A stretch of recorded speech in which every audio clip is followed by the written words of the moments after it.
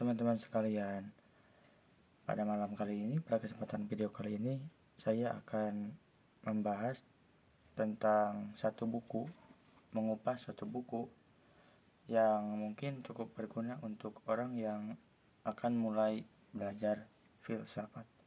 Ini buku Pengantar Filsafat karya George Stuart Fullerton. Siapa George Stuart Fullerton ini? Di belakang buku dijelaskan, George Stuart Fullerton lahir tanggal 18 Agustus 1859, adalah seorang filsuf psikolog Amerika. Fullerton lahir di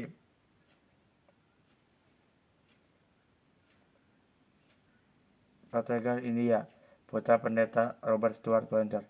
Dia juga datang ke Amerika ketika masih muda.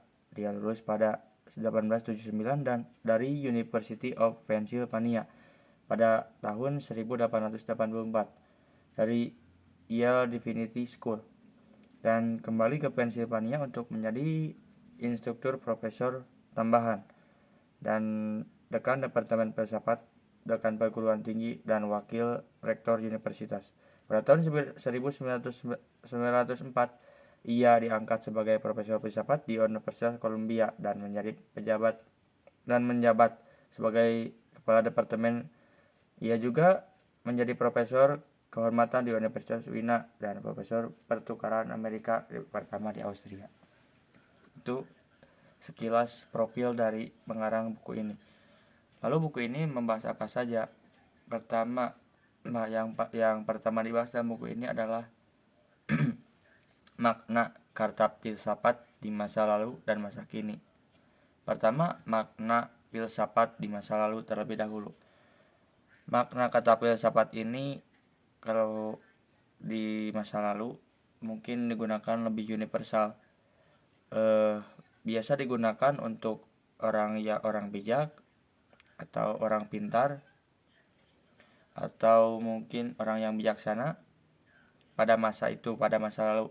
Pada masa lalu itu maksudnya era klasik, ya, era filsafat klasik, yakni era filsuf Yunani kuno seperti Socrates, Plato, dan Aristoteles. Lalu makna filsafat di masa kini atau masa modern, ini filsafat ini jadi ilmu independen lagi, jadi lebih independen. Kalau filsafat zaman dulu sifatnya universal, jadi bisa mencakup semua hal yang berkaitan dengan kepintaran, kebijaksanaan, atau pengetahuan. Kalau zaman sekarang filsafat itu lebih independen lagi, jadi masing-masing lah sama yang lain. Kalau dulu beda, semua ilmu itu bisa dibilang filsafat. Kalau sekarang filsafat ya filsafat, kalau ilmu lain seperti psikologi, matematika, dan lain-lain itu beda lagi halnya.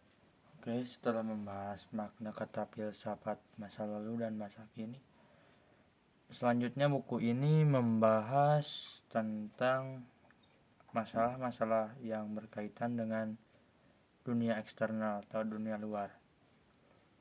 Dalam buku ini dijelaskan, pertama, bagaimana manusia bisa tahu bahwa ketika melihat benda tersebut warnanya seperti itu, bentuknya seperti itu. Pertama, di buku ini mendorong kita bahwa manusia tahu itu karena penglihatannya, karena dia melihat secara langsung, dia mengalaminya secara langsung. Lalu kemudian setelah mendorong kita seperti itu, buku ini menarik kembali mengajak kita berpikir, bagaimana jika orang tersebut buta atau buta warna? Kan mereka beda sama kita pemikirannya. Jadi apakah penglihatan saja atau hal-hal yang dirasakan langsung secara oleh tubuh kita saja yang bisa dibilang kita tahu benda tersebut itu benda yang bentuknya seperti itu, warnanya seperti itu? Nah, lalu disebutkan bahwa benda yang kita ketahui sekarang bentukannya seperti apa itu ada karena adanya ide. Maksudnya kita tahu benda tersebut ada bentuknya seperti itu, warnanya seperti itu karena adanya ide. ide yang menggambarkan benda tersebut seperti itu, atau pikiran yang menggambarkan benda itu tersebut seperti itu. Karena orang yang skizofrenia atau punya gangguan pikiran bisa saja melihat benda yang kita lihat normal saja seperti ini jadi gak normal, jadi ada tiga lah, ada yang gerak-gerak lah, dan lain-lain. Jadi secara garis besar mungkin benda yang kita lihat ini bagaimana pikiran kita. Kalau pikiran kita sehat-sehat walafiat dan sebagainya, mungkin kita melihat benda seperti misalnya buku ini normal saja. Tapi mungkin yang memiliki pikiran terganggu atau kurang sehat mungkin bisa melihat benda ini memiliki muka atau gimana. Setelah membahas hal-hal yang berkaitan dengan dunia eksternal, selanjutnya dalam bab 3 buku ini membahas tentang apa itu pikiran, tentang pikiran. Pertama, buku ini menjelaskan pikiran anak-anak. Anak-anak bisa dibilang tidak memiliki pikiran sama sekali. Mereka bisa membuka mata untuk melihat, mereka bisa meraba, merasakan hal-hal di sekelilingnya. Mereka mempunyai rasa sakit, kesenangan, kesedihan, dan lain-lain. Tetapi mereka tidak bisa menggunakan semua hal yang mereka miliki untuk berpikir, sehingga bisa dikategorikan anak-anak itu masih belum punya pikiran. Nah, manusia primitif juga sama halnya seperti anak-anak. Mereka hanya menggunakan fisik dan penglihatan hanya untuk hidup saja, tidak memikirkan apa-apa. Mereka hanya untuk bertahan hidup. Naluri mereka hanya satu, bertahan hidup. Dan mungkin membangun keluarga dan lain-lain.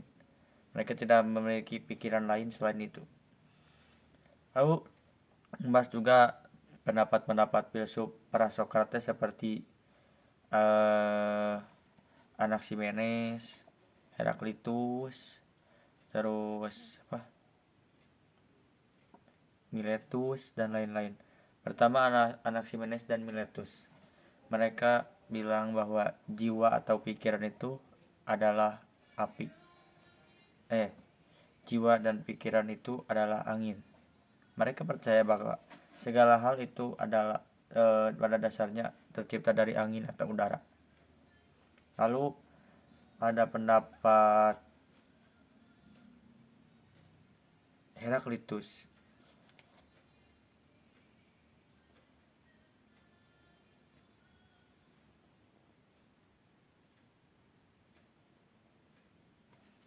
Heraklitus yang percaya bahwa pikiran atau jiwa itu berasal dari uap atau api. Jadi jiwa atau pikiran kita itu adalah uap dan api, kata dia. Lalu selanjutnya ada kata siapa? Anaxagoras, oke. Anaxagoras berpendapat bahwa pikiran atau akal budi atau jiwa kita itu adalah satu hal yang halus. Oke, setelah membahas pendapat-pendapat filsuf itu, lalu lanjut membahas pikiran lagi. Manusia membagi hal-hal di dunia ini menjadi dua. Menjadi hal yang bersifat material dan bersifat imajinatif. Pertama yang bersifat material. Bersifat material seperti benda-benda yang bisa kita lihat sekarang. Seperti misal buku ini, tangan saya, mata, dan lain-lain. Lalu bersifat imajinatif yang kedua. Yang bersifat imajinatif ini tidak bisa digambarkan oleh kita dan mungkin tidak bisa diperlihatkan kepada orang lain. Hanya ada di dalam pikiran kita saja, seperti kita membayangkan satu hal indah seperti membayangkan kebun tehnya tidak ada, tapi dalam pikiran kita ada. Atau mungkin bersifat imajinatif itu selain pikiran kita adalah mimpi ketika tidur misal, dan lain-lain. Nah, mungkin segitu untuk pembahasan bab 3 tadi tentang pikiran. Kalau dibahas semuanya, bab ini jujur yang paling panjang dari semua bab ini. Mungkin kalian bisa beli sendiri, baca sendiri bukunya. Itu sedikit insight yang saya dapat dari buku ini. Lanjut bab 4. Dalam buku ini menjelaskan tentang beberapa jenis teori filsafat, atau mungkin bisa bilang jenis filsafatnya ya.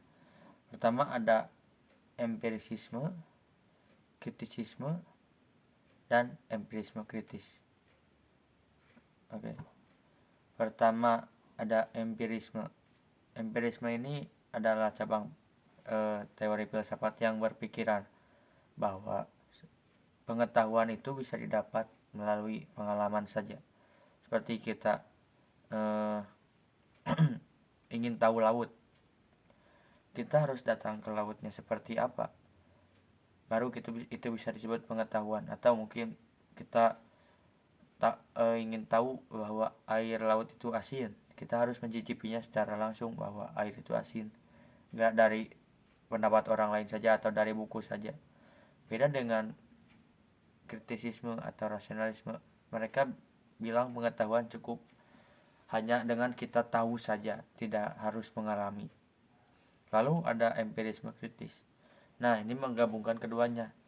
Jadi kita ini kalau ingin disebut tahu dalam ilmu pengetahuan ini harus menggabungkan keduanya.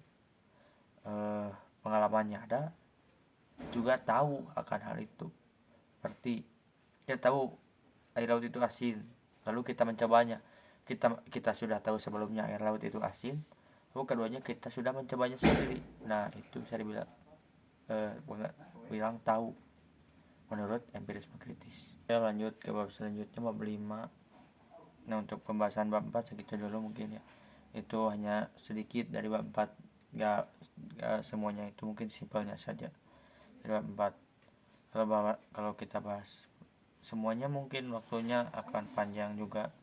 Ini hanya video singkat, mungkin di kesempatan lain saya akan bahas juga per bab. Oke.